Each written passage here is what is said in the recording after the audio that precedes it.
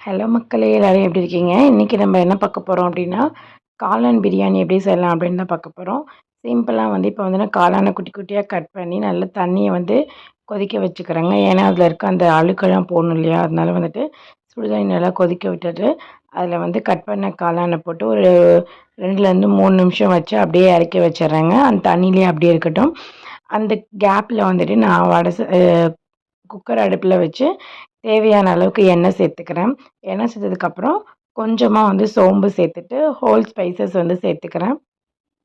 உங்ககிட்ட என்ன இருக்கோ அத சேர்த்துக்கோங்க. நான் பட்டை, கிராம்பு, அதுக்கப்புறம் ஏ ஏலக்காய் 2 எல்லாமே சேர்த்துக்கிறேன். எல்லாம் சேர்ந்து பொரிஞ்சதுக்கப்புறமா 2 பச்சை மிளகாயும், பெரிய வெங்காயம் 2 வெங்காயம் நீட்ட வாக்குல கட் பண்ணியிருக்கேன். அதையும் சேர்த்துக்கிறேன்.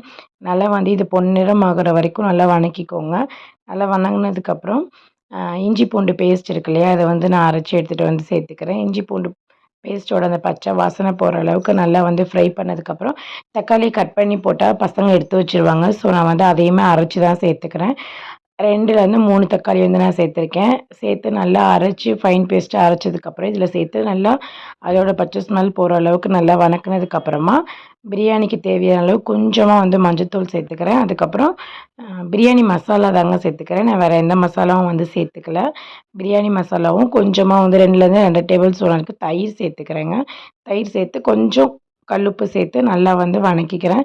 தயிர் நல்லா ஒண்ணா கலக்கிற வரைக்கும் நல்லா கலந்து விட்டுக்கோங்க. நல்லா கலந்து விட்டதுக்கப்புறமா நான் கட் பண்ணி வேக வச்சு வச்சுருக்கேன் பார்த்தீங்களா? அந்த காளான இதில சேர்த்துக்கிறேன். சேர்த்து விட்டு நல்லா 2யும் கலந்து விட்டுட்டு, ஒரு 2லேருந்து 3 நிமிஷம் வரைக்கும் நல்லா அது வேகட்டும். அப்படியே விட்டுருங்க. அதுக்கப்புறம் கொஞ்சமா கொத்தமல்லி தழை, புதினா ஒரு கைப்பிடி அளவுக்கு சேர்த்துக்கிறேன். சேர்த்து நல்லா அதையும் வணக்கி விட்டதுக்கப்புறமா, நம்ம அரிசி நான் 2 டம்ளர் அரிசி எடுத்துருக்கேங்க. 2 டம்ளருக்கு 1 டம்ளருக்கு 2 டம்ளர் தண்ணின்னு சொல்லி நான் அளந்து எடுத்துக்கிறேன். இப்ப அரிசி நல்லா கழநீர் பிடிச்ச அரிசி சேர்த்துக்கிறேன். அரிசி சேர்த்து நல்லா கலந்து விட்டதுக்கப்புறமா, தண்ணி சேர்த்துக்கோங்க. தண்ணி ஆல்ரெடி நான் தக்காளிலாம் அரைச்சு ஊத்தியிருக்கிறதுனால இருக்கு. அதனால நான் கொஞ்சம் கம்மியா சேர்த்துக்கிறேன்.